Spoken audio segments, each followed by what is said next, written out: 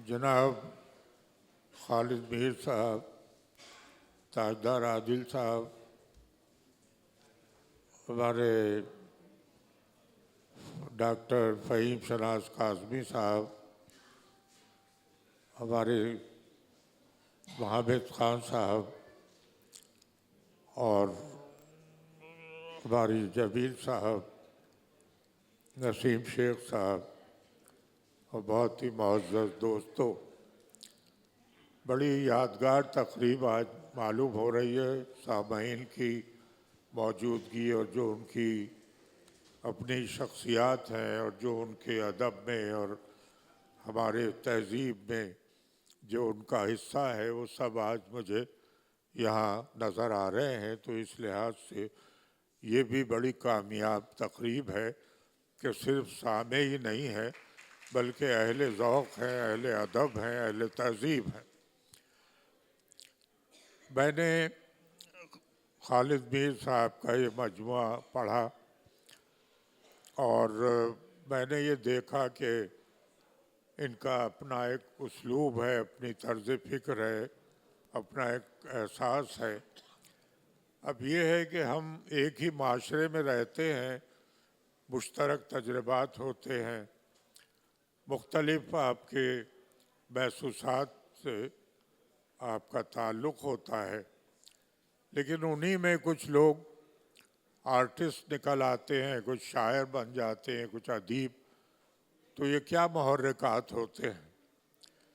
ये ज़ाहिर है कि एक हिस्सियत और इंसान का शऊर ये उसे उकसाता है कि उसने जो कुछ ज़िंदगी में देखा है उसको किस तरह वो पेश कर सकता है और अपने हम जिन्सों और हम मशरबों और हम ख़यालों में अपनी इन बातों को किस तरह वो मुश्तरका तौर पे पेश कर सकता है।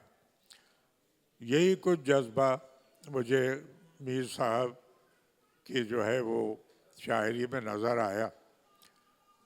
ये है कि इन्होंने जो इब्तदाई हालात अपने लिखे हैं तो उससे ये अंदाज़ा होता है कि बड़ी शऊरी और बहुत ही हालात को समझते हुए इन्होंने ये शायरी का मसलक इख्तियार किया।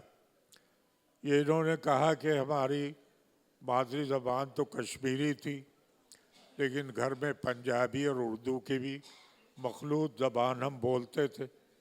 कि सामने इन्होंने बताया कि इब्ने सफ़ी साहब रहते थे इनके घर के, तो वहाँ से कुछ जो ज़ाहिर असरात होते हैं किसी से मिलने जुलने के, फिर उनके जो बेटे अहमद सफ़ी हैं उन्होंने भी आपको उर्दू और हमारे जो मामलात होते हैं ज़बान और बयान के उसमें भी कुछ उनकी मदद की। तो ये भी एक नेमत होती है कि इंसान को अपनी इब्तदाई तख्लीक़ी ज़िंदगी में कुछ ऐसे लोग मिल जाएं कि जो उन्हें ये बताएं कि तर्ज़ इज़हार और उसके साथ मज़ीद लवाज़िम क्या हैं। क्योंकि ये कहा जाता है कि शायरी जो है वो जज्बात का काम है, जज्बात है। जैसे वर्ड्सवर्थ ने कहा कि poetry is the spontaneous overflow of emotions recollected in tranquillity. लेकिन ये सिर्फ जज्बात का बहाव ही नहीं होता है, इसमें फ़न भी होता है, इसमें ज़बान और अल्फाज का दरोबस्त और जो उरूज़ और बहूर और आहंग और अपना जो एहसास है और अपना जो शऊर है उसको किन अलामतों में पेश किया जाए, ये ख़ुद एक हुनर है। तो ये चीज़ भी है। अब जैसे सीलियस एलियट ने कहा कि poetry is escape from personality, कि शायरी जो है वो शख्सियत से गुरेज का नाम है, जबकि हमारे मशरिक़ में कुछ और ही अंदाज़ है। वो कहते हैं जैसे असगर गोंडवी ने कहा कि असगर से मिले लेकिन असगर को नहीं देखा, असगर से मिले लेकिन असगर को नहीं देखा, अशार में सुनते हैं कुछ कुछ वो नुमाया है। तो हमारा मशरिक़ जो है वो मग़रिब के जो है तवस्सुरात तसव्वुरात से मुख्तलिफ है। अब जैसे ख़ुद ये कहा है हमारे कि मैं जो महसूस करता हूँ वही मेरा रवैया है। खालिद मीर साहब कहते हैं कि मैं जो महसूस करता हूँ वही मेरा रवैया है, मैं अपनी शायरी में खुद को गालिब देख लेता हूँ।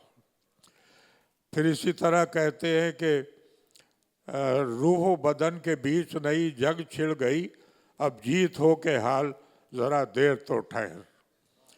तो मुख्तलिफ पैरायों में इन्होंने अपने तजुर्बात को जो है वो बयान किया है।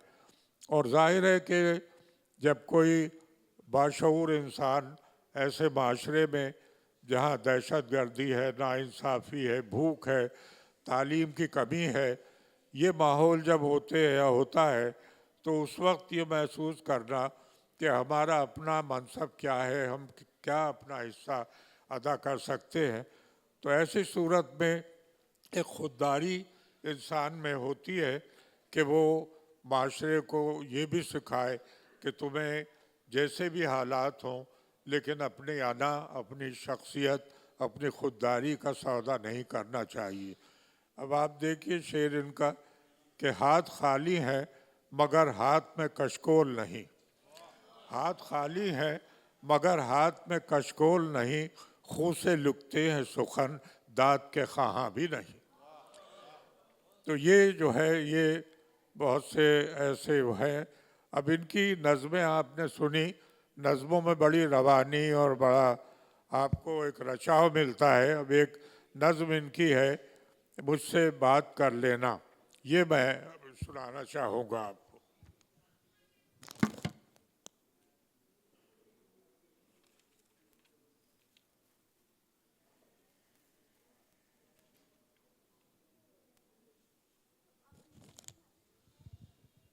कहते हैं कि जब उदास लम्हों में दिल गुदाज हो जाए, धड़कनों की सांसों में गम का साज लहराए, मुझसे बात कर लेना। जब अकेली रातों में खामोशी की संगत में करवटों के पहलू में नींद गर नहीं आए, मुझसे बात कर लेना। दोस्तों की महफिल हो, गुफ्तगू का मौसम हो, कहकहों की बारिश हो, दिल सुकून नहीं पाए, मुझसे बात कर लेना। कोई ऐसा मौका हो सामने वो आ जाए, आँख के दरीचे में अक्स कोई धुन लाए, मुझसे बात कर लेना। मैं तुम्हारा हमदम हूँ, मैं तुम्हारा साया हूँ, धूप की तमाज़त में ज़ख्म कोई चिल्लाए, मुझसे बात कर लेना। मुझसे बात करके भी लफ्ज़ या कोई फ़िक्रा जहन में उलझ जाए, कुछ समझ नहीं आए, मुझसे बात कर लेना। तो ये आप देखिए कि कितने पहलू हैं इसमें ज़िंदगी के तजुर्बात के। और इसी तरह कुछ अशार जो मैंने मुंतखब किए हैं वो मैं सुनाना चाहूँगा कि दुनिया ने कर दिया हमें मजबूर इस कदर, दुनिया पे एतबार की आदत नहीं रही। फिर आप देखते हैं कि चूँकि मीर तो अब इनका नाम भी है, तखल्लुस भी है, और हमारे मीर तकी मीर भी गुज़रे हैं जो अपनों को मीर जी कहा करते थे। तो आपने भी अपने अशार में मीर जी का इस्तेमाल किया है। कहते हैं कि वो क्या सबब है मीर जी जो तुमसे लिख दिया, वो क्या सबब है मीर जी जो तुमने लिख दिया, ठोकर लगी तो सर को झुकाना पड़ा मुझे।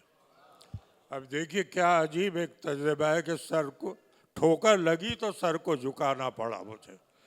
अना अपनी जगह है, लेकिन हालात अगर आपको कोई ज़र्क पहुंचाए तब आपको अंदाज़ा होता है कि इंसान कितना मजबूर हो जाता है। एक और शेर देखिए कि कभी पशीमा कभी हूँ हैरान कि क्यों है मेरा कलम गुरेज़ा।